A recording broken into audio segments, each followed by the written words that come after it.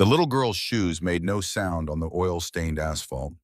She was a ghost of a thing, all big, terrified eyes, and a dress that had once been a cheerful yellow, but was now smudged with the grime of the road and the weight of 6 weeks that felt like 6 years. Her name was Rosemary Doyle. People called her Rose. She was 7 years old in age, where monsters were supposed to live under the bed, not in the front seat of the family car.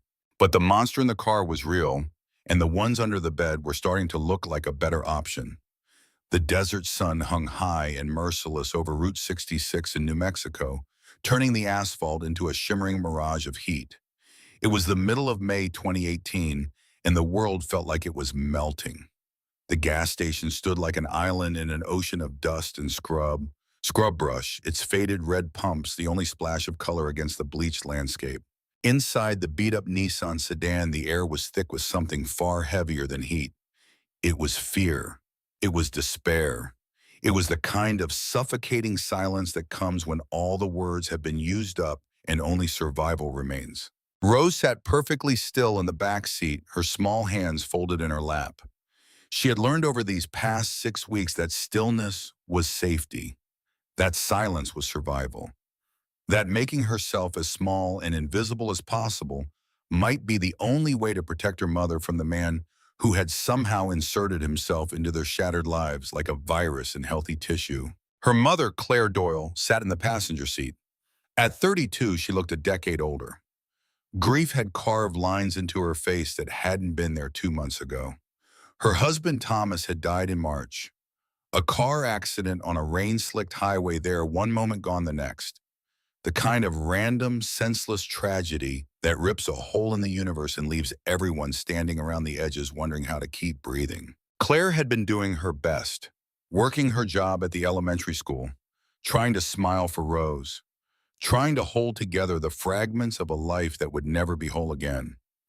And then Gregory Marlowe had appeared.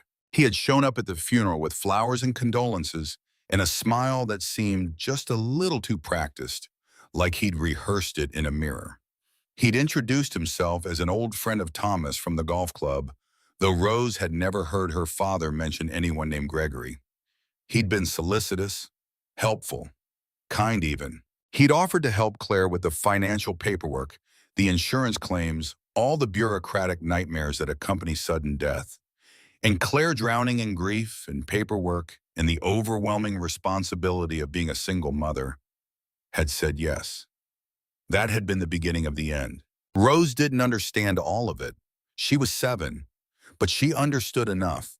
She understood that Gregory Marlowe had taken the money from Daddy's insurance, the $127,000 that was supposed to keep them safe, and made it disappear into something called shell companies and offshore accounts. She understood that her mother had signed papers she didn't fully read, trusting a man who smiled with his mouth but never with his eyes. She understood that Gregory had stopped being helpful and started being something else entirely. He had moved into their house 3 weeks ago, claiming it was temporary that he was looking after them. Within days, the helpful facade had cracked. The suggestions became orders. The kindness became control. And when her mother had tried to push back, tried to ask questions about the money Gregory had shown them, what he really was. The bruise on her mother's shoulder was shaped like a hand. 5 fingers pressed hard enough to leave purple-black marks that bloomed like terrible flowers on pale skin. Rose had seen it 2 days ago when her mother was changing shirts. Claire had pulled the fabric down quickly, forcing a smile that didn't reach her eyes, and said she'd bumped into a door. But Rose knew what hands looked like when they grabbed too hard. She knew what fear looked like when it lived in someone's eyes. That was when her mother had tried to run. It had been 3 weeks ago. A different gas station, a different stretch of highway, but the same desperation. Claire had taken Rose and driven no plan, no destination, just away. They'd made it 2 hours before Gregory found them. He always found them. He had apps on her mother's phone that tracked her location. He had access to her bank accounts. He had, in the span of 6 weeks, built a cage so complete and invisible that even running felt futile. But her mother had tried anyway. They'd ended up at a roadside diner in Montana, the kind of place with cracked vinyl booths and coffee that tasted like despair.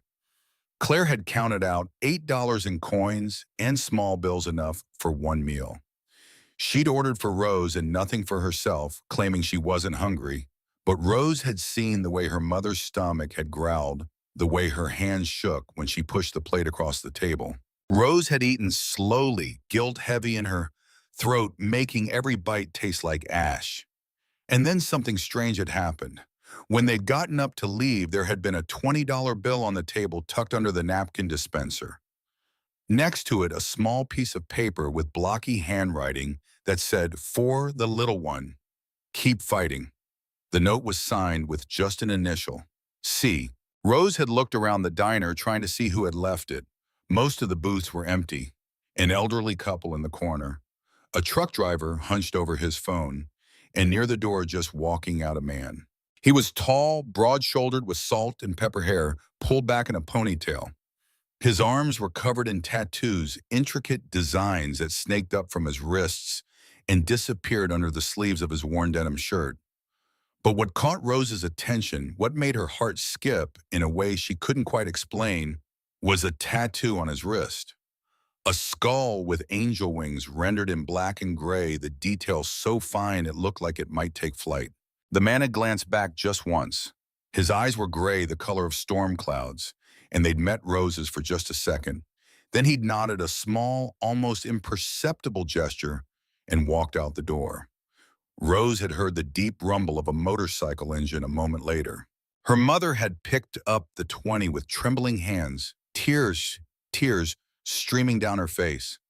They were the first tears Rose had seen from her in days that weren't born of fear or pain. These were different. These were tears of relief, of gratitude, of the overwhelming realization that somewhere in the world there were still people who saw suffering and chose to help. They'd used the money for gifts and kept driving.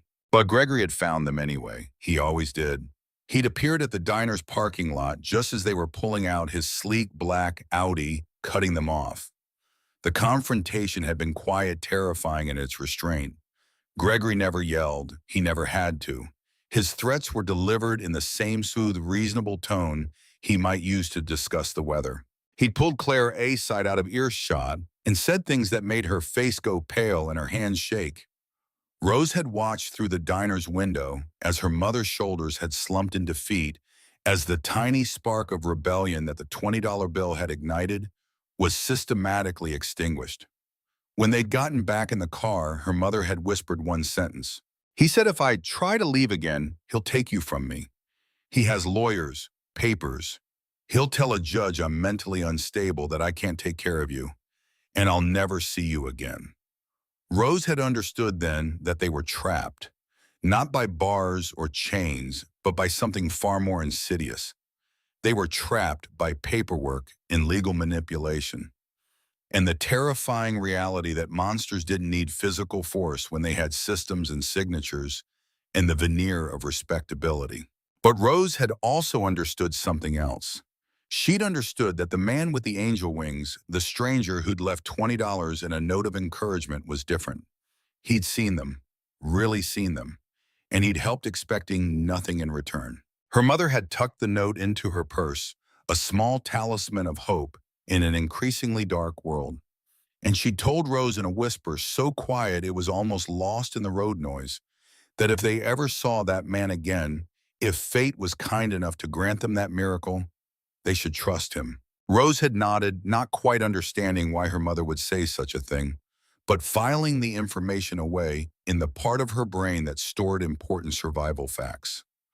Like, don't touch hot stoves, and look both ways before crossing the street, and trust the man with angel wings. That had been 3 weeks ago. Now they were here. Another gas station. Another moment of desperation. Gregory had announced this morning that they were moving, not to a new house in town, but to a facility in Oklahoma. He'd used that word specifically. Facility. Not home, not apartment. Facility. Rose didn't know what that meant, but she knew from the way her mother's face had drained of color that it wasn't good. The drive had been long and silent. Gregory in the driver's seat, calm and controlled as always. Her mother in the passenger seat staring out the window with the blank expression of someone who had retreated so far inside themselves that the outside world barely registered, and Rose in the back, small and still and terrified. They'd pulled into this gas station just after 2 in the afternoon. The heat was at its peak, the kind of dry baking heat that made the air shimmer and turn metal surfaces into instruments of torture. Gregory had turned off the engine and looked at Claire with that smile that never reached his eyes. "I need to use the restroom. Don't move, don't even think about it." He'd gotten out, locked the doors from the outside with the child safety lock engaged, and walked toward the convenience store attached to the gas station. His posture was relaxed, confident. Why wouldn't it be? He had them completely under his control. But Gregory Marlowe had made one critical mistake. He'd underestimated the resourcefulness of a 7-year-old girl who had spent the last 2 weeks watching YouTube videos on her mother's phone when everyone else was asleep. Videos on how to disengage child safety locks from the inside of a car. Videos made by people who understood that sometimes children needed to know how to save themselves. The moment Gregory disappeared into the building, Claire turned in her seat. Her face was drawn-aged by weeks of abuse and terror, but her eyes held something new, something fierce. "Baby." Her voice was barely a whisper. "Listen to me carefully." Rose leaned forward, her heart hammering. "If you see the man with the angel wings, the one from the diner, you run to him. Do you understand? You run to him and you don't look back." Rose's eyes went wide. "But Mommy, what about you?" Claire's hand reached back trembling and touched Rose's cheek. The gesture was so tender, so full of desperate love, that Rose felt tears prick her eyes. "I'll be okay, baby, but you need to be safe. The man with the wings, he was good. I know he was. If he's here, if by some miracle he's here, you run to him. Promise me." Rose wanted to argue. She wanted to say they should run together, that they shouldn't split up, that heroes in movies never left people behind. But she was 7, and her mother was asking her to promise. And when your mother asks you to promise something with that look in her eyes, you promise. "I promise, Mommy." Claire nodded, a single tear tracking down her cheek. She turned back to face forward, her hands gripping her knees so hard her knuckles went white. Rose looked out the window, scanning the gas station with the intensity of a soldier surveying a battlefield. There were a few cars at the pumps, a family in a minivan, mom and dad, and 2 kids loading up on snacks and stretching their legs. They looked safe, normal, the kind of people who might help if a little girl ran up to them crying. But Rose had learned something important over the past 6 weeks. Normal people, safe people, nice people. They looked away. They pretended not to see. They convinced themselves that what they were witnessing wasn't their problem, wasn't their business, wasn't something they needed to get involved in. The father in the minivan had glanced at their car when they'd pulled in. He'd seen Gregory's hand on Claire's arm, seen the grip that was just a little too tight, the posture that was just a little too controlling. And he'd looked away, busying himself with the grandpa, choosing the comfort of ignorance over the discomfort of intervention. Rose understood. She was 7, but she understood. And then she saw them. Over by the air pump, in a line that looked like it had been arranged by some cosmic choreographer, were 5 motorcycles. They were massive gleaming beasts of chrome and steel, each one different, but all radiating the same aura of raw power and freedom.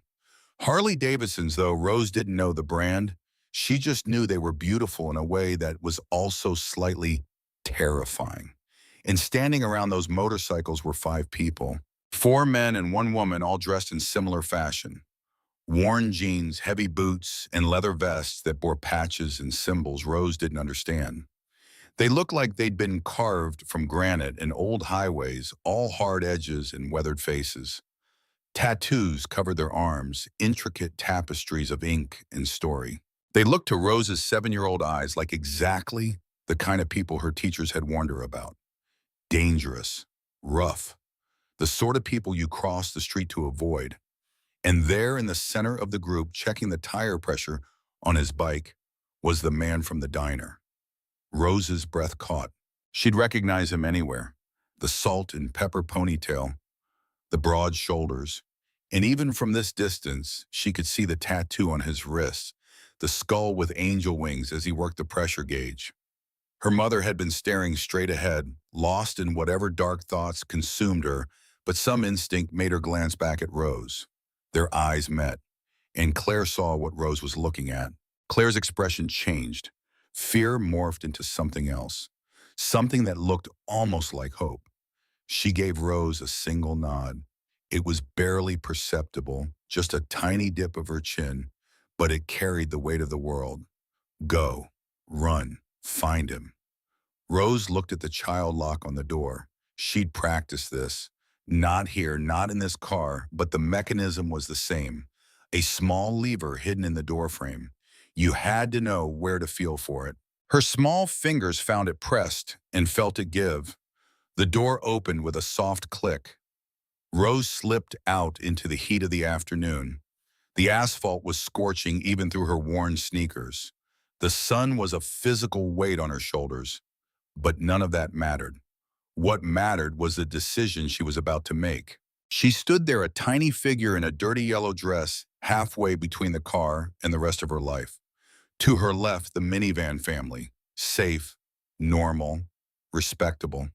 To her right, the bikers, dangerous, unknown. Everything she'd been taught to fear. Gregory would be back any minute. She could feel the seconds ticking away like bombs in her chest. Rose thought about the last 6 weeks. She thought about Gregory's smiles that never reached his eyes. She thought about the way respectable-looking people at the school, at the bank, at the lawyer's office had all believed him over her mother. They'd believed his nice suit and his calm demeanor and his reasonable explanations. She thought about the bruise shaped like a hand on her mother's shoulder. And she thought about the $20 bill, about the man who'd seen a woman and child in distress and helped without being asked, without expecting anything in return, without even waiting to be thanked. Her father used to say that you could judge people by their actions, not their words. That what people did when they thought no one was watching told you everything you needed to know about their character. The man in the nice suit had hurt her mother. The man with the tattoos had helped them. The logic was simple, pure, and utterly clear in the way that only a child's logic can be. If you're being chased by a wolf in sheep's clothing, you run to the bears. Rose ran. The world seemed to slow down as her feet hit the pavement. She was vaguely aware of the minivan family freezing a bag of chips, suspended halfway to a child's mouth. She was aware of the gas station attendant, a pimply teenager looking up from his phone with widening eyes. She was aware of the sheer insanity of what she was doing, of running toward danger instead of away from it. But more than any of that, she was aware of the man with the angel wings straightening up from his motorcycle, his gray eyes locking onto her with an intensity that made her feel for the first time in 6 weeks like someone actually saw her. Rose stopped about 5 feet away from him. Up close, he was even bigger than she remembered. A mountain of a man, easily 6'4", with shoulders that looked like they could carry the weight of the world. His face was weathered, lined with the map of hard years and harder choices. A scar cut through his left eyebrow. His hands were massive, scarred, the knuckles slightly swollen in the way of someone who'd worked with them all his life. He should have been terrifying. Instead, when he slowly lowered himself into a crouch, bringing his eyes level with hers, Rose felt safer than she had in weeks. The other bikers had turned as one, a coordinated movement that spoke of years working together. The biggest one, a bear of a man with a wild red beard, took a step closer, creating a physical wall between Rose and the rest of the gas station. The lean one with sharp, intelligent eyes had already pulled out a phone, fingers moving across the screen with purpose. The woman, the only woman in the group with long black hair and kind eyes, positioned herself where she could see both Rose and the Nissan, where Claire still sat. But Rose's focus was entirely on the man in front of her. His gray eyes were steady, calm, and held a gentleness that seemed at odds with his intimidating appearance. He didn't reach for her, didn't try to touch her, just waited patient and still for her to speak. Rose's hand was clenched around something. She'd been holding it so tight for so long that her palm was sweaty and the paper was crumpled. She opened her fist, revealing a $20 bill, worn and wrinkled from being carried in a pocket for 3 weeks. You gave my mom this. Her voice came out smaller than she'd intended, barely more than a whisper, but it carried in the still air. You gave it to us at the diner. You're the man with the angel wings. The man's eyes flickered with recognition, with memory, and with something that might have been pain. He glanced past Rose to the Nissan, to Claire visible through the windshield. Understanding dawned in his expression, followed immediately by something harder. Something that looked like controlled rage. When he looked back at Rose, his voice was a low rumble, rough from years of cigarettes or road dust, or both, but surprisingly gentle. What's your name, brave girl? Rosemary. But people call me Rose. Rose. He tested the name, a small smile softening the hard lines of his face. That's a good name. A strong name. He paused, and when he spoke again, his voice carried a weight that Rose didn't fully understand but felt in her bones. Now, Rose, I'm going to ask you something, and I need you to be completely honest with me. Can you do that? Rose nodded. If I help you, things might get scary. Police might come. People might yell. There might be a lot of confusion. But I promise you, if you trust me, I will do everything in my power to keep you and your mom safe. The question is, do you want my help? This was the moment. This was the choice, not her mother's choice, not Gregory's choice, hers. Rose looked into those steady gray eyes and thought about her father.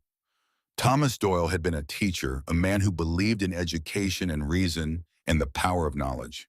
But he'd also taught her something else. He taught her that courage wasn't the absence of fear. It was doing what needed to be done despite the fear. Yes, Rose said, her voice stronger now. I want Mommy to be safe. The man nodded once, a gesture of acceptance and commitment that felt like a contract being signed. Then you stay close to me. My name is Callahan, Callahan Maddox, but most people call me Flint. And I promise you, Rose, I will not let anyone hurt you. Before Rose could respond, the door to the convenience store chimed. The sound cut through the afternoon like a knife, sharp and final. Gregory Marlowe walked out into the sunlight, a bottle of Evian water in one hand and his phone in the other. He was exactly as Rose remembered from every nightmare of the past 6 weeks. Tall, well-built, probably in his early 40s. Handsome in a carefully maintained way, with styled hair and a tan that came from expensive gym memberships. He wore pressed khakis and a polo shirt that screamed country club. His shoes were Italian leather, still somehow immaculate despite the dust. He was the picture of respectability, of trustworthiness, of the kind of man who coached Little League and sat on charity boards and would never ever hurt a woman and child. He was also a monster. Gregory's step faltered when he saw Rose standing with the bikers. His expression went through a rapid series of changes, visible even from a distance. Surprise, confusion, calculation, and finally a smooth mask of concern. He walked toward them with the measured pace of someone used to controlling situations through sheer force of personality. Rosemary. His voice was warm, friendly, tinged with just the right amount of gentle reproach. There you are, sweetheart. What are you doing? You had your mother and me worried. Come away from these gentlemen, please. The word gentleman was delivered with the barest hint of condescension, a verbal sneer so subtle that most people would miss it. But it was there. The implication that these rough-looking bikers were somehow lesser, somehow a threat to an innocent child. Rose flinched, not toward Gregory, but away from him. Without conscious thought, she took a step closer to Callahan, her small body pressing against his knee. It was a tiny movement, a child seeking protection from a perceived threat, but it spoke volumes.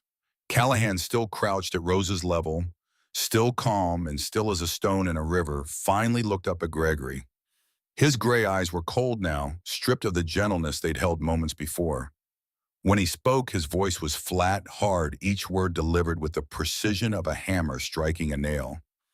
I believe the little girl is making it my concern. That was all. One sentence, 9 words. But they carried the weight of an ultimatum, an unspoken line drawn in the dust and asphalt of that lonely gas station. Gregory's mask slipped for just a second. A flash of genuine anger crossed his features before he regained control. He was used to deference, used to people backing down, used to winning conflicts through superior education and vocabulary, and the confidence that came from always being believed. He looked at these bikers, at their tattoos and their leather and their motorcycles, and he saw obstacles, nuisances, problems to be managed with the right combination of authority and veiled threat. He had no idea what he was actually facing. Gregory took another step forward, his posture straightening, becoming more commanding. He pulled out his wallet and extracted a business card, holding it up like it was a shield or a badge of authority. "Listen to me." His voice dropped, taking on a sharp, commanding edge that he probably used in business meetings. "I don't know what this child has told you, but I am Gregory Marlowe, wealth management consultant and legal guardian of this family. The girl's mother is emotionally unstable following her husband's death. I am taking them to a treatment facility where they can get proper care. This is a private family matter, and I strongly suggest you step aside before I call the authorities and have you arrested for harassment and attempted kidnapping." Every word was calculated, delivered with the kind of confidence that came from years of manipulating systems and people. He was painting a picture: concerned guardian, unstable woman, confused child, dangerous strangers interfering. It was a narrative that worked. It had worked at banks, at legal offices, at schools. It would work here. Except it didn't. Callahan didn't even blink. He remained crouched, a solid, immovable presence. His hand, large and scarred, gently touched Rose's shoulder through the thin fabric of her dress. She could feel the trembling in her own small frame, the adrenaline and fear making her shake like a leaf. His touch was feather-light but grounding. It said, "I'm here. You're not alone." When Callahan spoke, his voice was still that same flat, hard tone. There was no anger in it, no shouting, just absolute certainty. Bear, the massive man with the red beard who'd been standing slightly back, moved forward. He didn't rush, didn't threaten, just positioned himself directly behind Gregory, not touching him, but close enough that his shadow fell over the well-dressed man like a physical weight.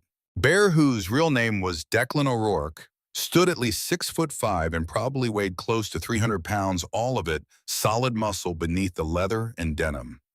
He crossed his arms over his barrel chest, his expression placid, almost bored. It was somehow more terrifying than any snarl or threat could have been. Gregory glanced back, his confidence wavering for the first time. Wraith. The lean, sharp-eyed biker who'd been on his phone looked up. Silas Bennett pushed off from where he'd been leaning against his motorcycle and walked over with the casual grace of someone completely comfortable in his own skin. He held his phone out toward Callahan, the screen visible.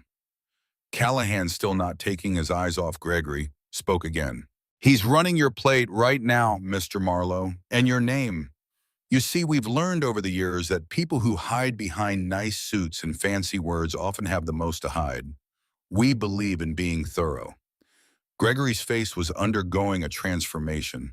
The smooth mask of confidence was cracking, revealing the anger and panic beneath. His hand tightened around his business card, crumpling it. "You have no right. You can't just—" Actually, Wraith interrupted, his voice surprisingly cultured, almost professorial. "We can. Everything I'm accessing is public record. Vehicle registration, court documents that aren't sealed. It's amazing what you can find when you know where to look." He glanced at his phone, his expression hardening. "Gregory Marlowe, financial advisor, license revoked in Nevada 2015. 2 restraining orders filed against you, both sealed, but the filings are still visible in the public docket. Eleanor Vance, 2016. Patricia Moore, 2017. Both cases settled out of court with ND as attached. Each fact was delivered calmly, almost academically, but they landed like body blows." The gas station attendant who'd been watching this whole scene unfold with wide eyes was now openly filming on his phone. The family in the minivan had stopped even pretending not to watch. Gregory's face went from flushed to pale in seconds. "That's sealed. That's illegal. You can't." Callahan rose slowly to his full height. He kept one hand on Rose's shoulder, keeping her close protected. He was even taller than Bear, topping out somewhere around 6'4", and while he was leaner, there was a coiled strength in him that spoke of decades of hard work and harder fights. The law has a lot of rules, Mr. Marlowe. He took a step forward, and Gregory instinctively took a step back directly into Bear's immovable mass. We only have one. We don't let monsters hurt children. Not on our watch. Not ever. He turned his head slightly, speaking past Gregory to Claire, who had finally gotten out of the car and was standing by the open door, her hand over her mouth, tears streaming down her face. Ma'am? Callahan's voice softened immediately, the gentleness returning. Has this man been given legal custody of your daughter by any court? Claire shook her head violently, unable to speak. Has he threatened you, hurt you this time? Claire nodded. She pulled up the sleeve of her shirt, revealing the bruise on her shoulder. 5 fingers purple-black against pale skin, impossible to explain away, as a bump into a door. The air temperature seemed to drop 10 degrees. The woman biker, Juniper Steele, who went by Raven, had already moved to Claire's side. She put an arm around the shaking woman's shoulders, murmuring something too quiet for Rose to hear, and gently guided her toward where Rose stood. Gregory saw his control slipping, saw the narrative he'd so carefully constructed unraveling in real time, saw the gas station attendant filming the minivan family watching with expressions of horror that were no longer directed at the bikers, but at him. He did what cornered predators do when their camouflage fails. He lunged, not at the large men, not at the bikers who could break him like a twig, but at the smallest, most vulnerable target, at Rose. If he could get the girl, he could regain control, use her as leverage, force Claire back into submission through the oldest, most effective tool in an abuser's arsenal threatening a mother's child. He was fast. Desperation gave him speed. His hand reached out, fingers extended to grab Rose's arm to yank her away from her protectors. He never even got close. Callahan's arm shot out not with the wild haymaker of a brawler, but with the simple, irresistible force of a steel bar. His hand, that massive scarred hand, clamped down on Gregory's shoulder mid-lunge. The forward momentum died instantly. Gregory's expensive loafers squeaked on the asphalt as his body jerked to a halt. He let out a choked gasp, his face contorting in pain as those fingers tightened. Callahan leaned in close. His voice was quiet, meant only for Gregory's ears, but in the stillness of the moment, everyone heard it. Bad choice. Very bad choice. In the distance, growing louder by the second, came the wail of a siren. Someone had called the police. Probably the gas station attendant, though it could have been anyone. Cell phones were wonderful things, and videos of dramatic confrontations had a way of going viral. Gregory's eyes darted toward the sound, a flicker of hope appearing in them. He still believed on some fundamental level that the system was on his side, that the badge would save him from the vest, that when the police arrived, they'd see a well-dressed businessman being accosted by a gang of thugs, and they'd restore order the way order was meant to be restored. He was wrong. A county sheriff's cruiser pulled into the gas station in a cloud of dust lights flashing. The car was 10 years old and bore the wear of constant use. It was a rural county vehicle, not the sleek urban police cars you'd see in cities. The man who stepped out was Sheriff Jack Cordell, 55 years old, 30 years on the job, and tired in the way that only longtime law enforcement in poor counties can be. He'd seen everything: domestic disputes, drug deals gone wrong, accidents that would haunt his dreams. He'd learned long ago that the world was complicated, that people were complicated, and that jumping to conclusions could be fatal. But training and instinct are powerful things. And his training, his instinct, everything about the scene in front of him screamed danger. 5 bikers, leather vests, tattoos, one of them physically restraining a well-dressed civilian. A woman and child nearby, both looking terrified. His hand went reflexively to his service weapon, not drawing it, but resting on the grip. Ready. All right. His voice had the practiced calm of someone who talked down 100 volatile situations. What's going on here, sir? Let the man go.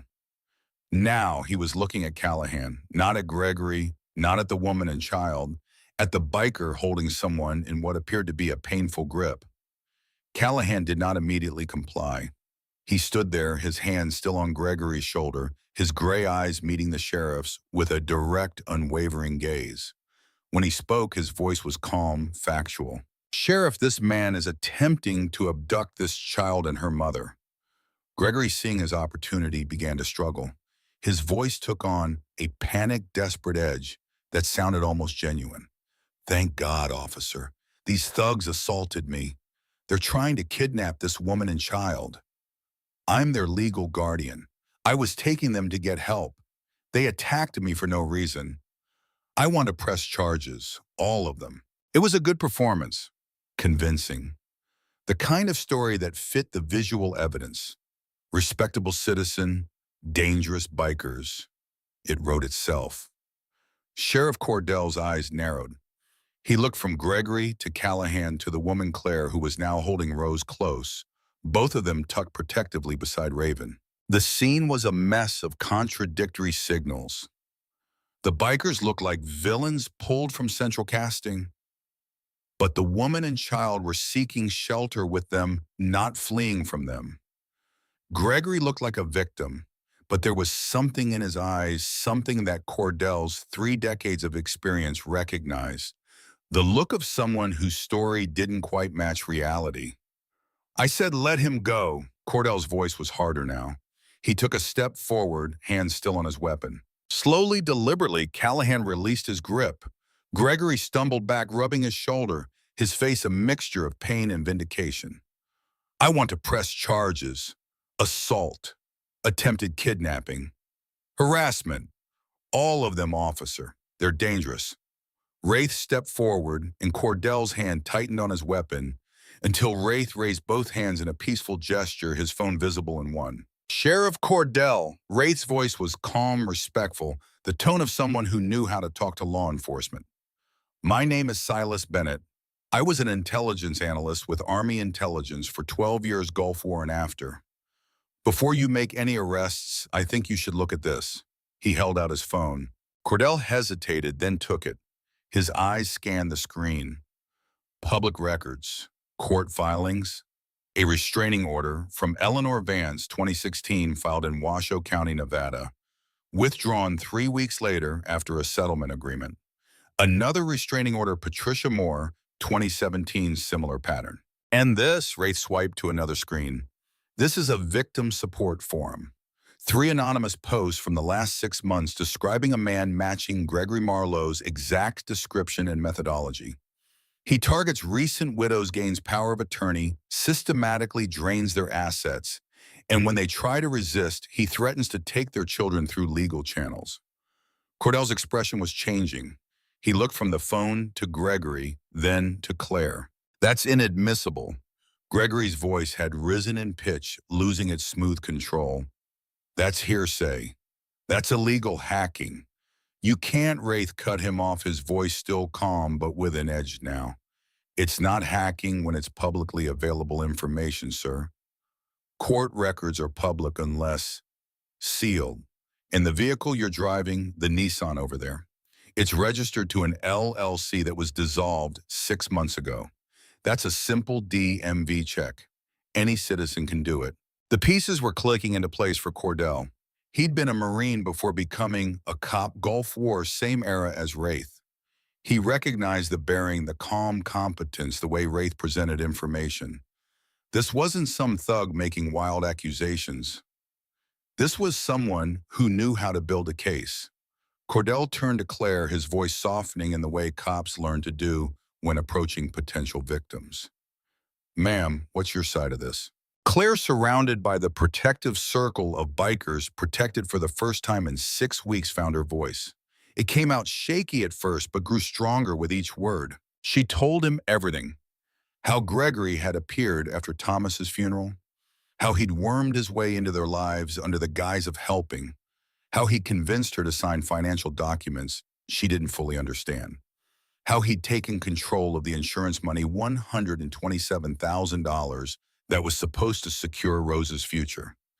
How when she tried to question him, tried to push back, he'd shown his true nature. She showed Cordell the bruise pulling her sleeve up fully now, no longer hiding.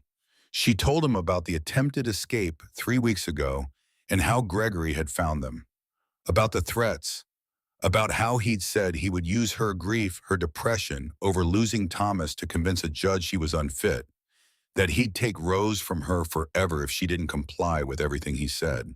By the time she finished, her voice was hoarse and tears were streaming down her face. But they weren't tears of fear anymore. They were tears of release, of finally being able to tell the truth to someone who might actually listen. Rose, who had been standing quietly beside Callahan, suddenly stepped forward. Her small voice cut through the tension like a bell. He's lying. Her words were simple, clear, carrying the unfiltered truth that only children can deliver. My daddy told me that real men protect ladies, not hurt them. Mr. Gregory hurt mommy. He's not a real man. He's a liar. The statement delivered with such innocent conviction by a 7-year-old child carried more weight than any legal document or police report ever could.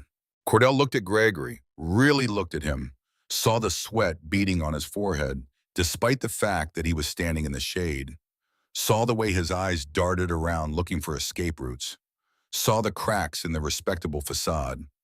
Cordell had been doing this job long enough to know what he was looking at. He'd seen predators before. They came in all shapes and sizes. Some wore gang colors. Some wore three-piece suits. The packaging didn't matter. The pattern did. Mr. Marlowe, Cordell's voice had gone cold and official. Please place your hands on the hood of my vehicle. Gregory's face went through a rapid transformation.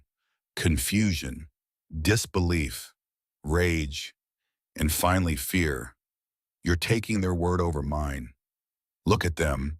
They're criminals, bikers, gang members probably, and I'm a respected businessman. I have credentials. I have... You're a man accused of serious crimes by a credible witness. Cordell cut him off. You're driving a vehicle with expired registration. And right now, that's enough for me to detain you while we sort this out. Hands on the car. Now. Gregory looked around wildly as if expecting someone to come to his rescue. The gas station attendant was still filming. The minivan family was watching with expressions of disgust now, any sympathy for the well-dressed man evaporating as the truth came out.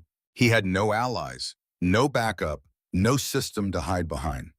For the first time in 6 weeks, Gregory Marlowe was powerless. Cordell cuffed him, reading him his rights in a practiced monotone. Gregory sputtered and threatened, talking about lawyers and lawsuits and constitutional violations, but it rang hollow. The mask had fallen completely away, revealing the desperate, scared man beneath.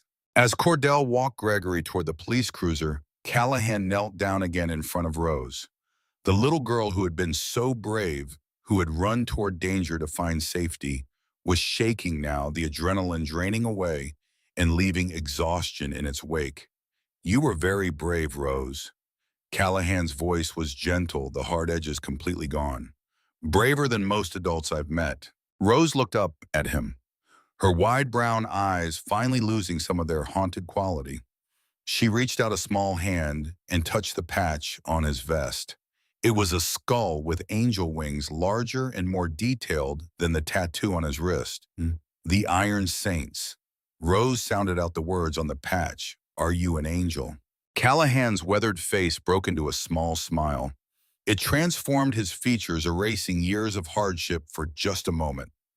He glanced at his team at Baron Wraith and Raven and the fifth member, Augustus Doc Merrick, who'd hung back but had been ready to help if needed.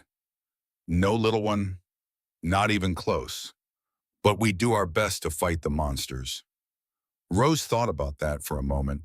Then she smiled a real smile, the first genuine smile she'd managed in 6 weeks. I think that's what angels do. The immediate aftermath unfolded with the quiet efficiency of people who'd done this many times before.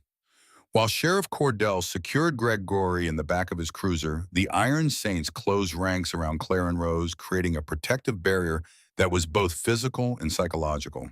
There was no grand discussion, no debate about what came next. There was only a silent, shared understanding born from years of working together, of saving people who'd fallen through the cracks of a system that was supposed to protect them, but so often failed. Bear moved toward the beat-up Nissan, his massive frame somehow gentle, as he popped the hood with practiced ease.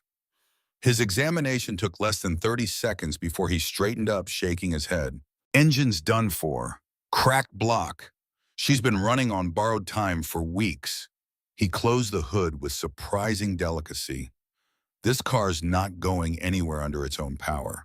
Doc, the eldest of this group at 60, with a weathered face that had seen too much and hands that had saved more lives than he could count, approached Claire with the careful deference of someone who understood trauma.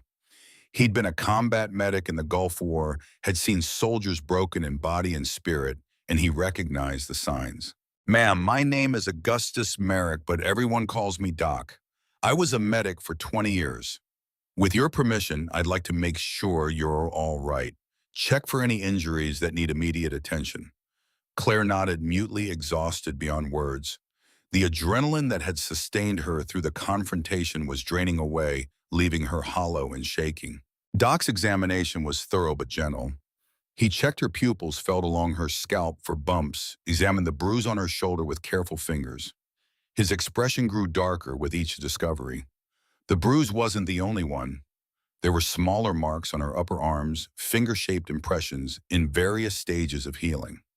A pattern of abuse that had been hidden under long sleeves and careful makeup. When he was finished, Doc spoke quietly to Callahan out of Claire's earshot, but with a gravity that made his report clear. This had been systematic, controlled, the kind of abuse that left minimal visible marks but maximum psychological damage. Meanwhile, Wraith had his phone out again, already making calls. His fingers moved across the screen with the precision of someone who'd spent years navigating digital systems in bureaucratic mazes. Within minutes, he had a flatbed tow truck dispatched from the nearest town 40 minutes out. He'd also sent encrypted files to Sheriff Cordell's email. Everything he had found on Gregory Marlowe compiled into a neat digital package that would give the prosecutor more than enough to work with. Raven had gently separated Rose from the group and led her toward the gas station's convenience store. The teenage clerk, still wide-eyed with awe and more than a little fear, told them to take whatever they wanted on the house. His video had already been uploaded to social media, and the views were climbing by the second. Raven guided Rose through the small aisles with infinite patience, letting the child pick out a juice box and a chocolate bar, simple comforts that felt like luxuries after weeks of fear. She talked to Rose not as a victim or a charity case, but as a person. She asked about favorite colors and what Rose liked to draw, and whether she preferred cats or dogs. Normal questions, human questions, the kind of conversation that reminded Rose that the world contained more than just terror and pain.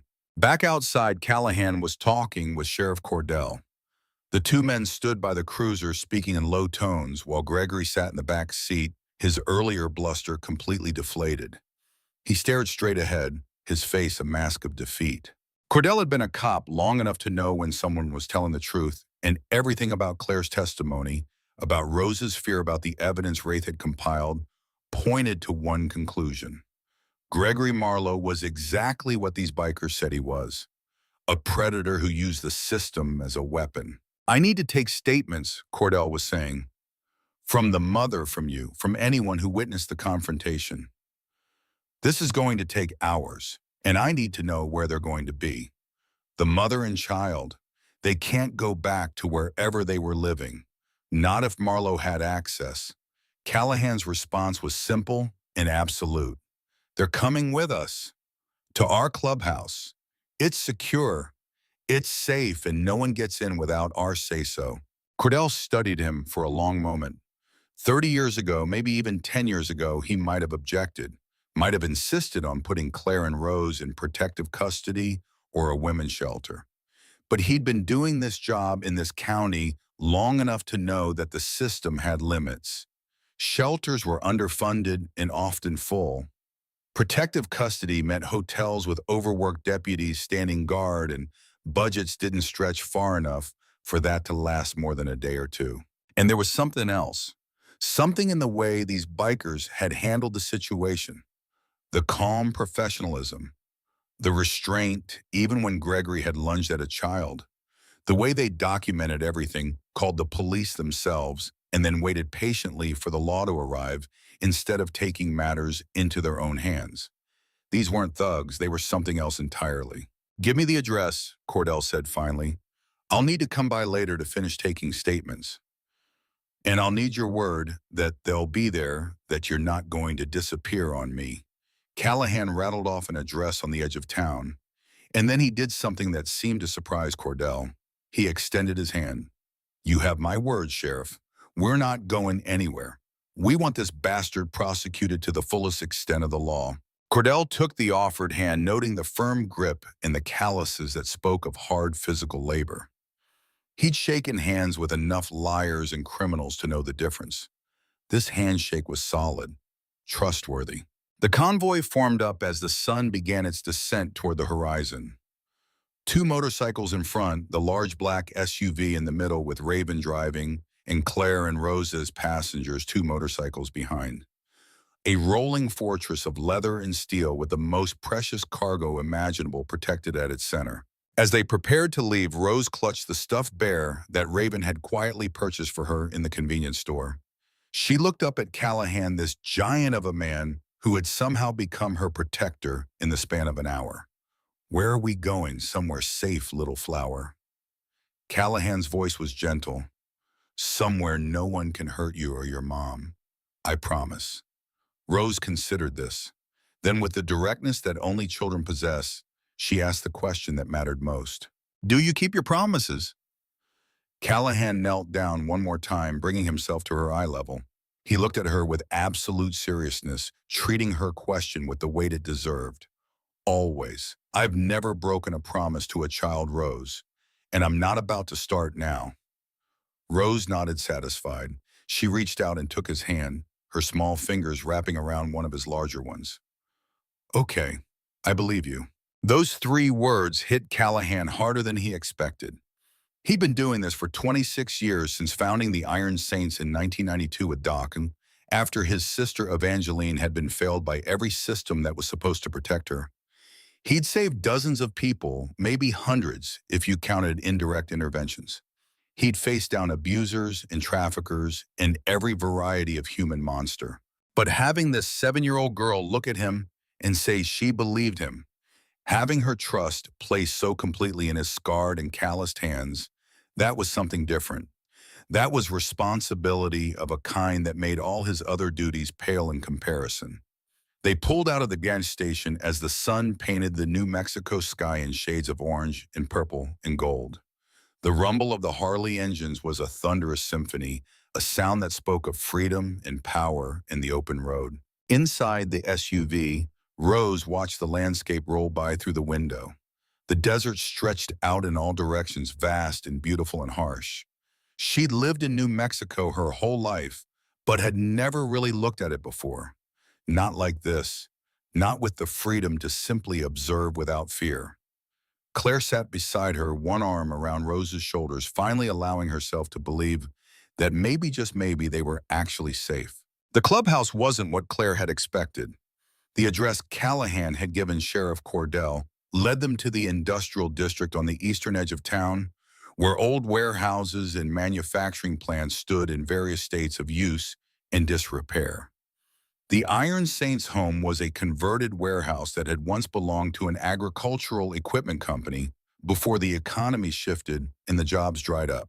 From the outside, it was imposing. A large metal-sided building surrounded by a chain-link fence topped with barbed wire. Security cameras were visible at intervals, professional-grade equipment that looked out of place in this forgotten corner of town. But as they pulled through the gate, which opened automatically at their approach, Claire noticed other details. Flower boxes under several of the windows overflowing with roses and marigolds in full bloom. A small vegetable garden tucked along one side of the building, tomato plants heavy with fruit. A basketball hoop mounted over what looked like a loading dock, the asphalt beneath it worn smooth from use.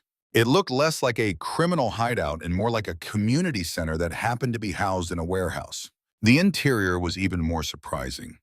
The main space was vast and open, the high industrial ceiling crossed with exposed beams and ductwork that had been painted matte black. But the floor was polished concrete clean enough to eat off of. The lighting was warm, a combination of overhead fixtures and strategically placed lamps that created pockets of comfortable illumination, rather than the harsh fluorescent glare Claire had expected. Motorcycles in various states of repair lined one wall, each positioned with almost military precision. Tools hung on pegboards organized by type and size. A large wooden table dominated the center of the space, easily capable of seating 30 people. It was handcrafted, beautiful in its simplicity, the wood worn smooth by years of use. Against another wall was a full kitchen, commercial-grade appliances that would have made a restaurant jealous. The counters were spotless. Pots and pans hung from an overhead rack. The air smelled faintly of coffee and something baking. Beyond the main space, Claire could see other areas.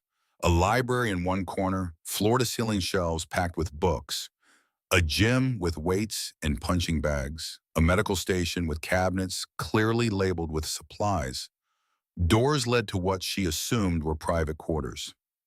It was meticulous, organized, clean. Everything the popular imagination associated with the biker gangs, and nothing at all like it at the same time. Other members of the Iron Saints were present, men and women who hadn't been at the gas station.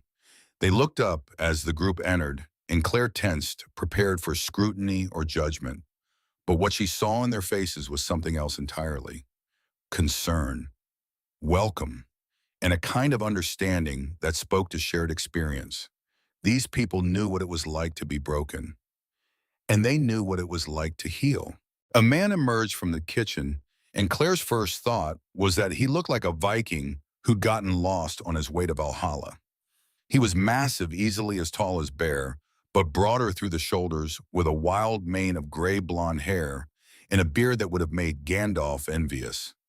He wore an apron over his leather vest, and he was carrying a plate of cookies that looked incongruously domestic in his enormous hands. His right eye was covered with a leather patch, but his left eye was a startling blue, and it was fixed on Rose with grandfatherly warmth. Well, now he rumbled, his voice like distant thunder. "Who do we have here?" Rose, still clutching her stuffed bear, pressed closer to her mother, but managed to whisper her name. Rose. Beautiful name for a beautiful flower. The giant knelt down with surprising grace, bringing the plate of cookies to her level. "My name is Griffin, but folks call me Anvil on account of I used to work in a forge before I lost my eye to a spark. I make cookies now instead of horseshoes. Safer that way." He offered the plate, and Rose, after a moment's hesitation and a nod from her mother, took one. It was chocolate chip, still warm, and when she bit into it, her eyes went wide. It was possibly the best cookie she'd ever tasted. Anvil's face creased into a smile that made his patch shift. "That's the look I was hoping for. You and your mama make yourselves at home. There's soup on the stove, fresh bread, cooling, and the guest rooms are ready." Guest rooms, plural, as if they'd been expecting this, as if rescuing traumatized women and children was something they did often enough to have protocols in place. Callahan appeared at Claire's side, his presence somehow both commanding and comforting. "Ma'am, I know this is all overwhelming. I know you've got about 1,000 questions and probably just want to sleep for a week. But I need you to understand something first." He gestured to the space around them, to the other Iron Saints who were going about their business with practiced efficiency. "This is our home, and for as long as you need it, it's your sanctuary. No one can touch you here. We've got security, we've got resources, and we've got people who understand what you've been through. You're not charity. You're not a burden. You're family now, whether you want to be or not." Claire felt tears building again, but this time they were different. Not tears of fear or relief, but something more complex. Gratitude mixed with disbelief, mixed with the overwhelming exhaustion of someone who'd been carrying an impossible weight and could finally set it down. Why the word came out broken. "Why are you doing this for us? We're strangers. You don't owe us anything." Callahan was quiet for a long moment. When he spoke, his voice carried the weight of memory, of old pain that had been transformed into purpose. Come with me. There's something I need to show you. He led Claire to a quieter corner of the warehouse to what looked like a memorial wall.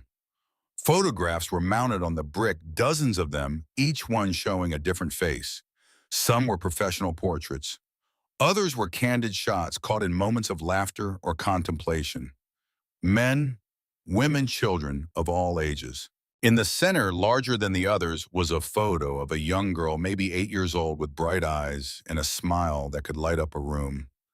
The photo was old, from the 80s, judging by the clothing and the slightly faded quality of the print. That's Evangeline, my sister. Callahan's voice was soft, reverent. Eva. She was 8 years old in that picture. She died when she was 19. He was quiet for a moment, and Claire didn't push.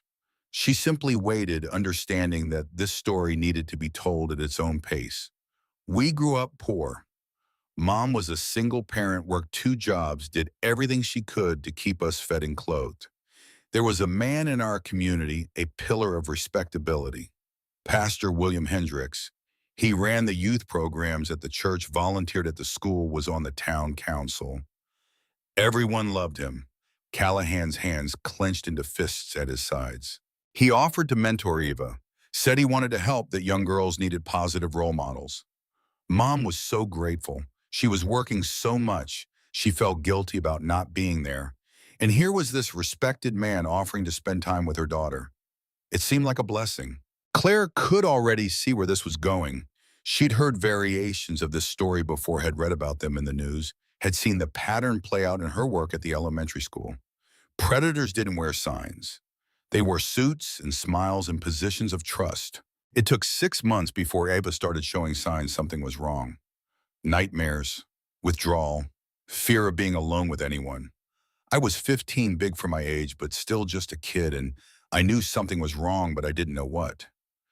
Callahan turned to look at Claire directly, and she saw the old guilt still living in his eyes. I caught him.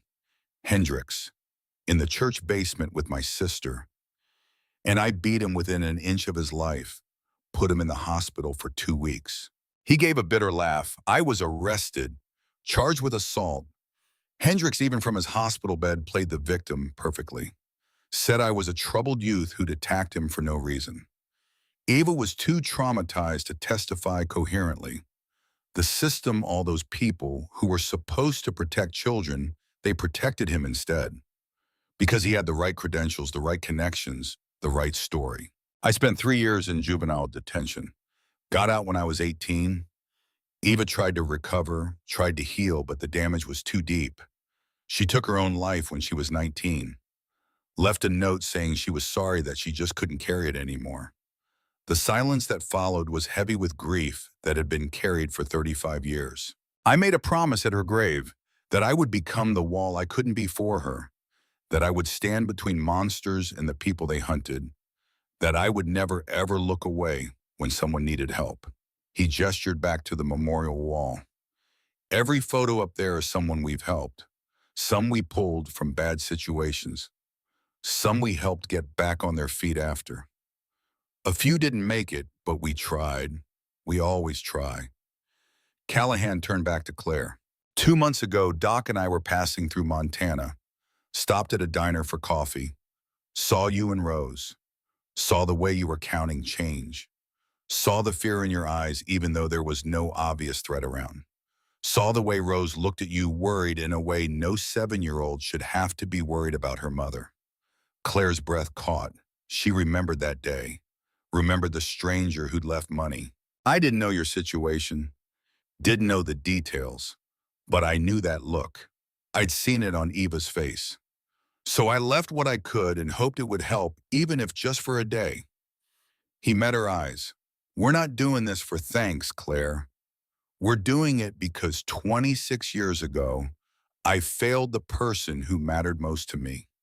And every person we help, every child we protect, is a promise kept to Eva. You're not strangers. You're the reason we exist. Claire couldn't speak, couldn't find words adequate to the moment. Instead, she did the only thing that made sense. She stepped forward and hugged this giant, scarred biker who'd saved her and her daughter. Callahan stiffened for just a moment, surprised, and then his arms came up carefully, gently returning the embrace with the care of someone afraid he might break something precious. When they separated, both of them had tears on their faces. "You and Rose can stay as long as you need," Callahan said. "Days, weeks, months. We'll help you get back on your feet, help you navigate the legal system, get your money back, make sure Marlowe pays for what he did. You're not alone anymore." The days that followed fell into a rhythm that was both strange and comforting. The Iron Saints operated like a well-oiled machine, each member knowing their role and executing it with practiced precision. Wraith became Claire's advocate and investigator. He spent hours on the phone with lawyers, with Sheriff Cordell, with the district attorney's office. The USB drive that Claire had managed to copy from Gregory's laptop 3 weeks ago, during one of his rare moments of drunken carelessness, became the cornerstone of the prosecution's case. It contained everything: emails detailing Gregory's manipulation of at least 3 other women before Claire, spreadsheets showing how he'd funneled money through shell corporations, communications with someone identified only as Crane discussing the transport of assets to facilities in Oklahoma. That last part made everyone pause. Assets was clearly code for people, and facilities suggested something far more sinister than simple financial fraud. Sheriff Cordell brought in the FBI.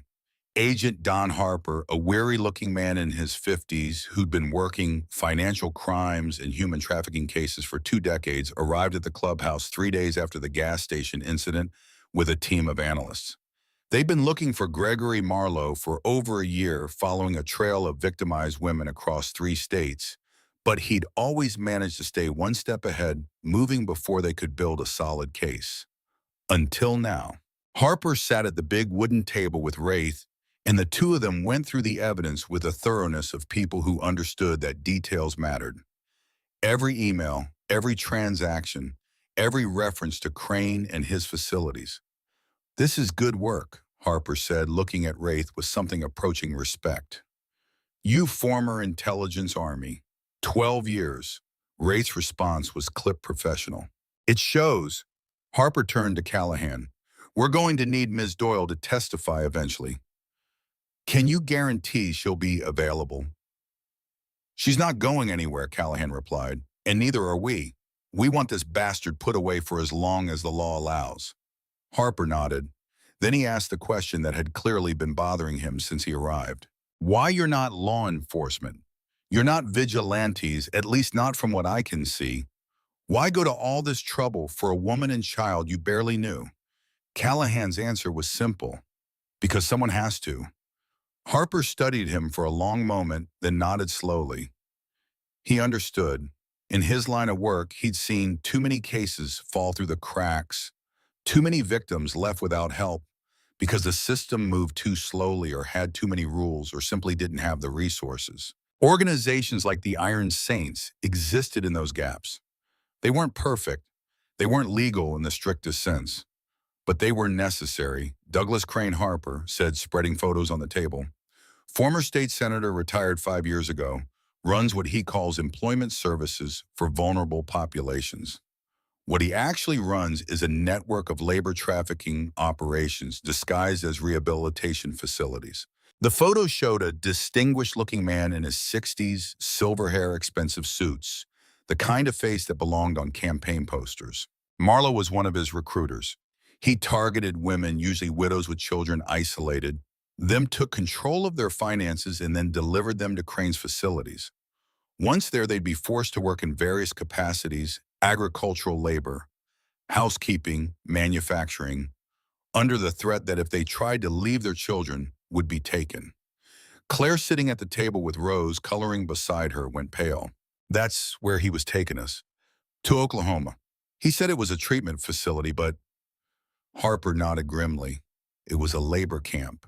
You and Rose would have disappeared into that system, and it would have been nearly impossible to get you out. These facilities operate in gray areas of the law, claiming to help people while actually exploiting them." He looked around the table at the assembled Iron Saints. "Thanks to your intervention, we now have probable cause to investigate all of Crane's operations.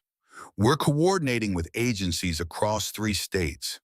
We're going to shut him down. Wraith leaned forward. How many people are we talking about? How many victims? Harper's expression was grim. Based on Marlowe's information and what we've gathered from other sources, conservatively, 40 to 50 people across 4 facilities. Women, children. Some have been there for years. The room went silent. Rose looked up from her coloring, sensing the shift in mood, even if she didn't understand the details. Then Callahan spoke, his voice carrying that flat, hard edge that meant he had made a decision. What do you need from us? Harper looked at Callahan with the practiced assessment of someone who'd worked with unconventional allies before. What I need is patience. We're building a case that will hold up in court. That means warrant surveillance coordination with local law enforcement in 3 states. It's going to take time. How much time? 6 weeks, maybe 8. 8 weeks. Callahan repeated the words slowly as if tasting something bitter. 8 weeks while 47 people are being worked like slaves, while children are being used as leverage to keep their mothers compliant. I understand your frustration, Harper said. And to his credit, he sounded like he genuinely did. But if we move too fast, if we don't have every legal avenue covered, Crane walks, his lawyers will tear apart anything that's not ironclad. These people have resources, connections. They don't go down easy. Callahan was quiet for a long moment. Around the table, the other Iron Saints waited, knowing their leader well enough to read the calculations happening behind those storm-gray eyes. Finally, Callahan nodded. We'll wait. We'll do this your way, Agent Harper. Legal, by the book. Harper looked relieved. Good. I appreciate your cooperation. But Callahan continued, his voice taking on a harder edge. If 8 weeks turns into 12, or if something happens to those people while we're waiting for paperwork, then we have a different conversation. It wasn't a threat exactly. It was simply a statement of fact delivered with the calm certainty of someone who'd made similar calculations many times before. Harper held Callahan's gaze for a moment, then nodded slowly. Understood. While the legal machinery ground forward, life at the clubhouse took on a strange normalcy. Rose, resilient in the way that children can be when given safety and stability, began to explore her new surroundings with cautious curiosity. Bear appointed himself Rose's primary caretaker when Callahan and the others were busy. He taught her chess, setting up an old board in the library corner and explaining the moves with infinite patience. Rose took to it quickly, her young mind absorbing the strategy like a sponge. The first 2 games Bear let her win, making obvious mistakes and then acting surprised when she capitalized on them. But in the 3rd game, he played honestly, treating her like a real opponent. And Rose won anyway. Bear's delighted laughter echoed through the warehouse. She's got her daddy's brain, he announced to anyone who would listen. Smart as a whip, this one. Rose glowed under the praise, the first genuine happiness she'd shown since her father's death. Doc checked on both Claire and Rose daily. He treated Claire's bruises with professional competence, documenting everything with photographs and notes that would later become evidence. But more than that, he talked with her about trauma, about healing, about the long road ahead. You've been through hell, he said one afternoon as he checked her healing shoulder. It's going to take time to recover, not just your body, but your mind. What Marlowe did, the control, the manipulation that leaves scars that aren't visible. Don't be surprised if you have nightmares, if certain things trigger panic. That's normal. That's your brain processing trauma. He handed her a card with a name and number. That's a therapist, someone who specializes in helping survivors of abuse. She's good, discreet, and she works on a sliding scale so cost won't be an issue. Claire took the card, grateful beyond words. Raven took Rose under her wing in quieter moments. She taught the little girl how to braid leather, a skill that required patience and focus. Rose's small fingers struggled at first, but Raven was encouraging, never critical, always ready with a gentle correction or a word of praise. You're doing great, Rose. Look at how even your stitches are. You're a natural. Rose made bracelets for everyone in the clubhouse, simple woven bands of leather in different colors. Each member of the Iron Saints accepted theirs with solemn gratitude, wearing them alongside their more intimidating jewelry as badges of honor. Anvil made Rose his assistant every morning. She would stand on a stool next to him, helping measure flour or crack eggs or stir batter for pancakes. He taught her that cooking was an art form, that feeding people was an act of love. The most important ingredient, he would say, tapping the wooden spoon against the bowl, is intention. You cook with the intention of nourishing people, of making them feel cared for, and the food tastes better because of it. Rose absorbed all these lessons from broken people who'd learned to heal by helping others heal. And Callahan watched over all of it with the quiet satisfaction of someone seeing his purpose fulfilled. He kept his distance, sometimes not wanting to overwhelm Rose with his intensity, but he was always there, a steady presence, a guardian. One evening, Rose approached him while he was working on his motorcycle. He was doing a routine maintenance check, his hands moving with practiced efficiency through the familiar motions. "Mr. Callahan?" Rose's voice was small, tentative. He looked up, wiping his hands on a red shop rag. "Just Callahan is fine, little flower, or Flint, if you prefer.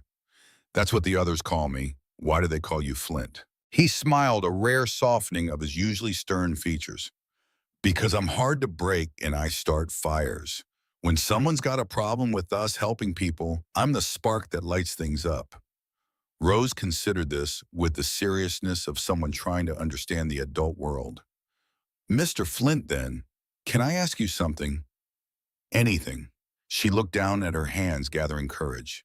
"Do you think my daddy would be mad that we're here with you instead of going back to our house?" The question hit Callahan square in the chest. He set down his tools and knelt so he was at Rose's eye level, a position he found himself in, often around her. "Rose, I never met your daddy, but from everything your mom's told me, from everything I can see in you, he was a good man who loved you both very much." He reached out and gently touched her shoulder. "A good man wants the people he loves to be safe. That's the most important thing. Not where you are, not what house you're living in, but that you're safe and cared for. And right now, this is the safest place for you and your mom. So no, honey, I don't think your daddy would be mad. I think he'd be grateful that someone's looking after his girls." Rose nodded, accepting this. Then she surprised him by stepping forward and wrapping her arms around his neck in a fierce hug. "Thank you for keeping us safe, Mr. Flint." Callahan's arms came up automatically, carefully embracing this small child who'd somehow worked her way into the carefully guarded space around his heart. He thought of Eva, of the hug she'd given him the day before Hendrix had destroyed her innocence. He thought of all the years he'd carried guilt and grief like stones in his chest. And he felt for the first time in decades something that might have been peace. "You're welcome, little flower. Always." 3 weeks after the gas station incident, Rose brought Callahan a piece of paper. She'd been drawing at the big table surrounded by the crayons that Raven had bought her from the art supply store in town. "I made this for you," she said, holding it out with both hands like an offering. Callahan took it carefully, and what he saw made his throat tighten. It was a drawing done in bright, bold crayon strokes. A huge figure easily twice the size of anything else on the page, with a gray ponytail and arms like tree trunks. The figure was holding the hand of a tiny girl in a yellow dress. They stood under a giant sun that was smiling down at them, and around them were other figures, other bikers forming a protective circle. But what got Callahan, what hit him right in the chest, was how Rose had drawn him. Not realistically, but the way she saw him. Enormous, strong, a fierce scowl on his face that was clearly meant to be protective rather than angry, and on his vest, carefully colored in the skull with angel wings. "This is for you," Rose said, her voice carrying that particular pride that children have when giving gifts. "So you don't forget me when I leave." Callahan knelt down, bringing himself to her eye level. "Rose." His voice was rough, thick with emotion he didn't bother trying to hide. "I could never forget you. Not in 1,000 years. You're one of the bravest people I've ever met, and I've met a lot of brave people." He held up the drawing. "This is the most important thing anyone's ever given me. I'm going to carry it with me every day. It's going to remind me why I do what I do." Rose beamed, then threw her arms around his neck in one of those fierce, unself-conscious hugs that only children can give. Callahan carefully folded the drawing and tucked it into the inside pocket of his leather vest, the one right over his heart. He'd have it laminated later, protected, but for now it would live here closest to the place it had touched. 6 weeks after the gas station incident in early July, FBI agent Harper returned to the clubhouse with news. The raids on Crane's facilities were scheduled for the following week. Coordinated strikes across 3 states, 4 locations, dozens of federal and local law enforcement officers involved. It was a massive operation, the kind that made careers or ended them depending on how it went. I wanted you to know, Harper said, looking around at the assembled Iron Saints. None of this would be happening without you. The evidence you provided, the testimony you helped gather, it gave us everything we needed to move forward. Bear never one for sentiment grunted. Just make sure those people get home safe. That's the plan. Harper's expression was grim. But I won't lie to you. These facilities are in remote locations, and Crane's people know we're coming. He's not stupid. The moment Marlowe was arrested, he had to know the clock was ticking, so this could get messy. Wraith leaned forward. You need additional support. We're not law enforcement, but we know how to move quietly and gather intelligence. Harper shook his head. I appreciate the offer, but no. This needs to be completely by the book. Defense lawyers would love nothing more than to argue that we use unlawful methods or civilian interference to taint the evidence. He looked at Callahan. I need your word that you'll stay out of this. Let us do our job. Callahan's jaw tightened, but he nodded. You have it. We'll stand down. The night before the scheduled raids, Rose couldn't sleep. She found Callahan in his usual spot, working on a motorcycle, even though it was past midnight.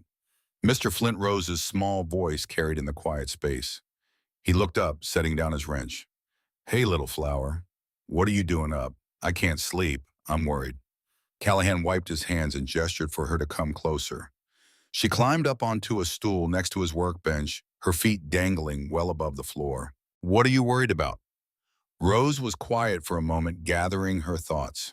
The other kids, the ones like me who are scared, are they going to be okay? The question hit Callahan hard. Here was a 7-year-old child who'd been through her own trauma just weeks ago, and her concern wasn't for herself, but for others she'd never met. I hope so, Rose. I really do. There are a lot of good people working hard to make sure they get out safely and go home to their families. Will you be there to help them out? This time the police and FBI are handling it. We have to trust them to do their job. Rose looked at him with those serious eyes. Do you trust them? Callahan considered lying, giving her the comforting answer. But Rose deserved better than platitudes. I trust them to try their best. I trust that they want to do the right thing. But I also know that sometimes even when everyone tries their hardest, things don't go the way we hope. Rose nodded, accepting this. Then if it doesn't go right, will you help fix it if I can always? She seemed satisfied with this answer. She reached out and touched the pocket of his vest, where the drawing she'd made was carefully protected in laminated plastic. That's supposed to bring you luck, like a magic spell. Callahan smiled. Then it's the most powerful magic I've ever had. The raids happened on a Wednesday morning. The Iron Saints gathered around Wraith's laptop, monitoring police scanners and news feeds, waiting for information. The first facility outside Tulsa went smoothly. FBI agents breached at dawn, encountered minimal resistance, and extracted 11 people, 8 women and 3 children. They were frightened, malnourished, but alive and safe. The second facility in rural Kansas was similar. 13 victims recovered. 2 of Crane's supervisors arrested without incident. But the third facility, a compound in the Oklahoma Panhandle, went wrong. Crane's people had fortified the location. When FBI agents approached, they were met with gunfire. A standoff developed with an unknown number of victims trapped inside a building while armed men prevented access. The Iron Saints listened to the scanner traffic with growing tension. Hostage situation, demands being made, negotiators en route. It was every worst-case scenario playing out in real time. Callahan's phone rang. It was Harper, and the FBI agent's voice was tight with stress. I need your help. Not officially, off the record, but I need it. What do you need? We've got 14 people in that building, including 6 children under the age of 10. Crane's men are demanding transportation and clemency in exchange for releasing them. We can't give them that, but we also can't breach without significant risk to the hostages. Harper paused. You know the area. You've operated in rural Oklahoma before. If there was a way to get eyes inside that building to give us intelligence on hostage locations and guard positions, it would change everything. Wraith was already pulling up satellite imagery. The compound was isolated, surrounded by flat scrubland with limited cover. Callahan made a decision. Give us 4 hours. Don't do anything until you hear from us. Callahan Harper said, his voice carrying a warning. Whatever you're planning, it can't come back on the Bureau. I was never on this call. Understood. Claire approached as they were gearing up. Her face was pale but determined. Be careful, please. Always are. Rose appeared at her mother's phone, holding the stuffed bear Raven had given her. She walked up to Callahan and held out the bear. Take Sentinel. He protects people. He'll keep you safe. Callahan knelt down. I can't take your bear, Rose. You need him. Rose shook her head firmly. You need him more. You're going to help those kids, and Sentinel helps kids. That's his job. Callahan took the stuffed bear and tucked it carefully into one of the pockets on his vest, right next to the laminated drawing. I'll bring him back safe. I promise, and bring yourself back too, Rose added. You promised you keep your promises. I did, and I will. The approach to the compound took them 3 hours of hard riding.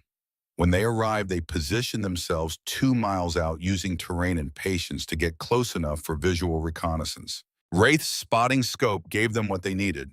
14 hostages, 3 armed guards visible. Poor trigger discipline. The guards were nervous, which made them dangerous. Wraith sent the detailed intelligence back to Harper. Hostage positions, guard locations, building layout. Harper's response was immediate. Stand by, preparing, tactical team for breach. Do not engage. Callahan read the message and felt the familiar tension. They were so close, they could end this now. But Harper was right. If they went in and something went wrong, if hostages were hurt because the Iron Saints had operated outside the law, it would taint everything. Sometimes the hardest thing was doing nothing. We hold position, Callahan said quietly. We're eyes only. The FBI tactical breach happened 30 minutes later. It was textbook perfect. A coordinated strike that neutralized the guards and secured the hostages in under 2 minutes. The Iron Saints watched from their position as 14 people were let out frightened but alive. Douglas Crane himself was arrested at a hotel in Oklahoma City an hour later. His confidence had been misplaced. By the time the Iron Saints made it back to the clubhouse, it was past midnight. Rose was still awake, having refused to go to bed. She ran to Callahan the moment he walked in. You came back. I promised, didn't I? She pulled back and held out her hand. Can I have Sentinel back now? Callahan carefully retrieved the stuffed bear and handed it to her. He kept his promise, too. Rose hugged the bear, then looked at Callahan seriously. Did you save the other kids? We helped. A lot of good people worked together, and yes, the kids are safe. All of them. Rose smiled. Good. That's what angels do. Gregory Marlowe was sentenced in late August to 25 years in prison without possibility of parole. All 4 of his victims testified against him, including Claire. At the end of her testimony, she looked directly at Gregory. You tried to break me. You tried to take everything I had, including my daughter. But you failed. I'm stronger now than I was before I met you. And I'm going to spend the rest of my life making sure other women don't fall for the same lies. Douglas Crane's trial was scheduled for the following spring, but the evidence was so overwhelming that his lawyers were already negotiating a plea deal. As summer turned to fall, Claire and Rose had to make a decision about their future. They couldn't stay at the clubhouse forever. Claire had gotten her money back, the $127,000. With it, she could afford a new start, but the thought of leaving was harder than she'd expected. The clubhouse had become family. One evening in late September, Claire and Callahan sat on the front steps watching the sunset. "I've been looking at apartments," Claire said. "There's a nice complex on the east side of town. 2 bedrooms, good school district. I think we could be happy there." "Sounds good. I wanted to thank you for everything." "You don't need to thank me, Claire." "Yes, I do. You gave me back my life. You gave Rose back her childhood." She pulled out a folder. "I'm starting a nonprofit, Voices for Victims, legal advocacy, financial counseling, support services for survivors. I want to do what you do, the helping parts." Callahan felt pride. This was what success looked like, helping people become strong enough to help others. "You're going to be amazing at it. I was hoping the Iron Saints might want to be involved. As a resource. Sometimes women need help that a nonprofit can't officially provide. We're always available, whatever you need." Rose appeared holding another drawing. "Mr. Flint, I made something else for you." This drawing showed not just Callahan and Rose, but all of the Iron Saints.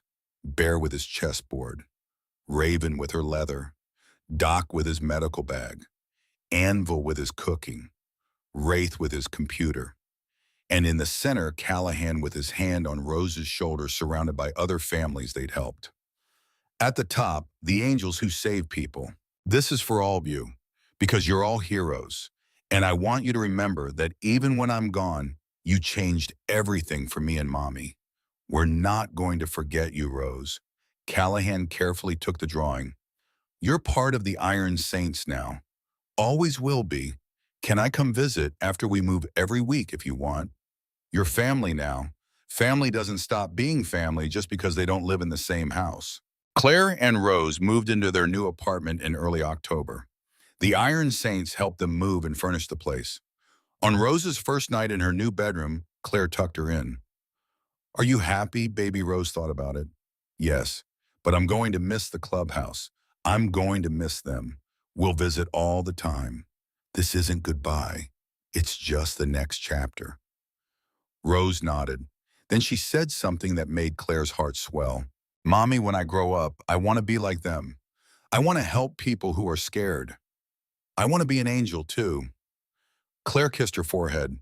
"Then that's exactly what you'll be." The year that followed was one of healing and growth. Claire's nonprofit opened in January and was immediately swamped with cases. Rose thrived in school, making friends and excelling in her classes. She visited the clubhouse every Saturday without fail. Bear taught her chess strategy. Raven taught her increasingly complex leatherwork. Anvil taught her to bake bread from scratch. Doc taught her basic first aid. Wraith taught her computer skills. And Callahan remained her anchor. By the time May rolled around again, marking the 1-year anniversary, Rose had changed. She was taller, more confident. But more than the physical changes, there was wisdom in her eyes. The Iron Saints threw a barbecue to mark the occasion. The clubhouse yard was filled with people, current members, former victims, supporters of Claire's nonprofit. Rose spent the afternoon playing with other children, free and joyful. At one point, she ran up to where Callahan stood by the grill. "Mr. Flint, there's a lady here who wants to talk to you. She says she needs help." Callahan looked and saw a woman standing uncertainly. She was in her 30s with the wary, frightened look of someone who'd been hurt. He recognized that look. He'd seen it hundreds of times. Callahan set down his spatula and walked over.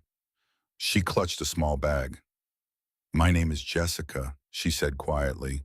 "I heard about you from a friend, from someone you helped. I didn't know where else to go." Behind him, Callahan felt the Iron Saints moving into position. This was what they were. This was what they'd always been.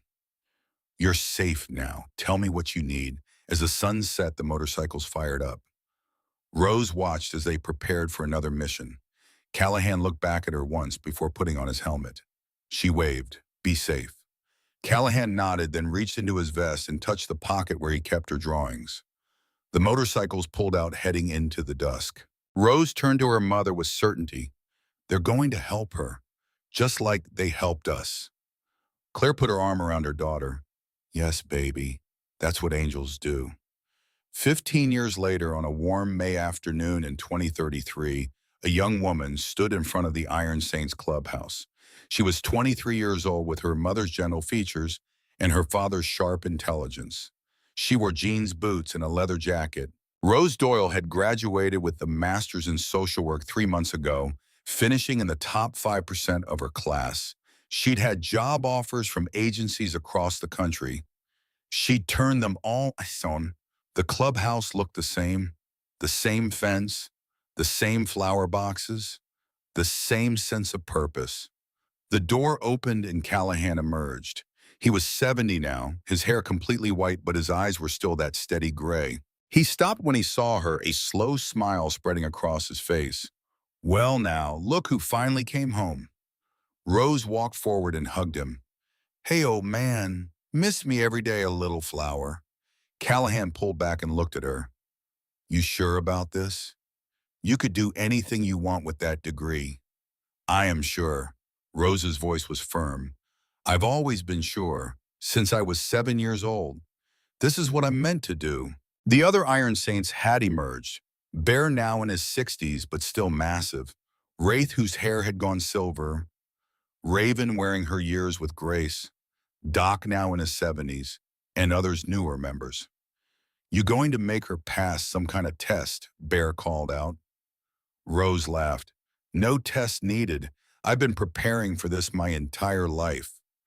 Callahan pulled out his phone and showed her a message. A woman named Sophie, 9 years old, trapped in an abusive situation in Albuquerque. We got a call. Same kind of situation that brought you to us. Seems fitting, doesn't it? Rose read the message, her jaw setting. When do we leave now, if you're ready? Rose walked to the motorcycle that had been prepared for her. On the gas tank was a small rose intertwined with a skull-bearing angel wings. She swung her leg over, feeling the power. I'm ready. The engines roared to life.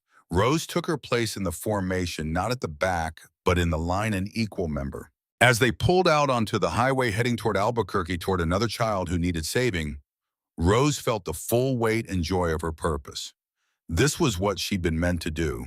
This was her legacy. In the pocket of her leather jacket, carefully laminated, Rose carried two drawings. The first was the one she'd made when she was 7. The second was one she'd drawn last week, showing herself in the same protective stance with Callahan standing behind her, passing the torch. At the bottom, angels are made, not born, and the work continues. The motorcycles raced toward the setting sun, toward another rescue. The Iron Saints. Not outlaws, not vigilantes, but something more important. A wall standing between the darkness and the light. And now, with Rose joining their ranks, that wall had grown stronger. The legacy would continue. The promise would be kept. They arrived in Albuquerque 3 hours later. The address Harper had given them led to a rundown apartment complex on the south side of the city. Rose and Callahan dismounted. The rest of the team positioned themselves strategically, watching exits, ready to provide support. This is your moment, little flower, Callahan said quietly. Show me what you've learned. Rose nodded. She'd done this before in training and simulations and role plays during her graduate work. But this was real. This was a 9-year-old girl whose life hung in the balance. She walked to the apartment door. Unit 2C, she could hear shouting from inside. A man's voice angry, a woman's voice pleading, and underneath it all, the sound of a child crying. Rose knocked. Firm, authoritative. The sound of someone who wouldn't be ignored. The shouting stopped. Footsteps approached the door. It opened a crack, a chain still engaged. A man's face appeared suspicious, hostile. Who the hell are you? My name is Rose Doyle. I'm a social worker with Voices for Victims. I received a call that there might be someone here who needs help. The man's eyes narrowed. Nobody called you. Get lost. He started to close the door. Rose put her hand on it, not forcing, just present. Sir, I'm not leaving until I speak with everyone in this apartment, including the child I can hear crying. Now you can let me in voluntarily, or I can call the police, and they'll let me in with a warrant. Your choice." Behind her, Rose felt Callahan's presence. He hadn't moved forward, hadn't made himself visible, but he was there, a silent promise that she wasn't alone. The man looked past. Rose saw the motorcycles, saw the leather-clad figures positioned around the complex. His bravado faltered. From inside the apartment, a woman's voice called out, "Please, let her in." The man's jaw tightened, but he unlatched the chain and opened the door. Rose stepped inside. The apartment was small, cramped, cluttered. A woman sat on a threadbare couch, her face puffy from crying.